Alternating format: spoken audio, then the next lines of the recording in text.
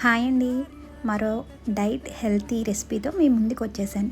Soya mill మేకర్తో salad అనమాట.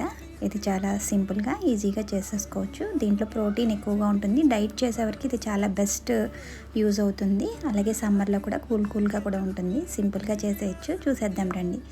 Mill మేకర్ని తీసుకుని ముందుగా దాన్ని ఒక బౌల్లో వేసుకుని హాట్ వాటర్ పోసి ఇలా కొద్దిగా సాల్ట్ని యాడ్ చేసి ఉంచితే ఒక 10 నిమిషాలకల్లా మిల్ మేకర్ ఇలా అవుతుంది. వీటిని అంతా కూడా ఇలాగా వాటర్ అంతా వేరు చేసి మొత్తం వాటర్ అంతా పోయే విధంగా ఈ విధంగా ప్రెస్ చేయండి.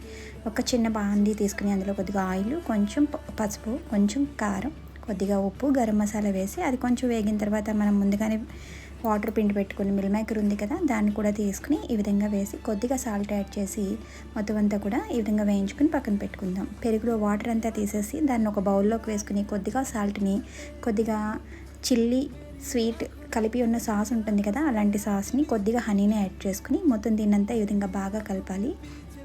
దీంట్లోకి కట్ చేసుకున్న ఆనియన్స్, కట్ చేసుకున్న క్యారెట్, కట్ చేసుకున్న టొమాటో ముక్కల్ని వేసుకుని మీ దగ్గర ఇంకా క్యాప్సికమ్ ఇవి ఉంటే కూడా వాటిని కూడా వేసుకోవచ్చు. ఈ విధంగా మనం ముందుగానే ఫ్రై చేసి పెట్టుకున్న మిల్ మేకర్ని కూడా వేసుకుని ఇదంతా కలిపి కొద్దిగా కొత్తిమీరని గార్నిష్ చేసుకుని తింటే చాలా హెల్త్కి చాలా మంచిది. ఎంతో టేస్టీగా ఉంటుంది.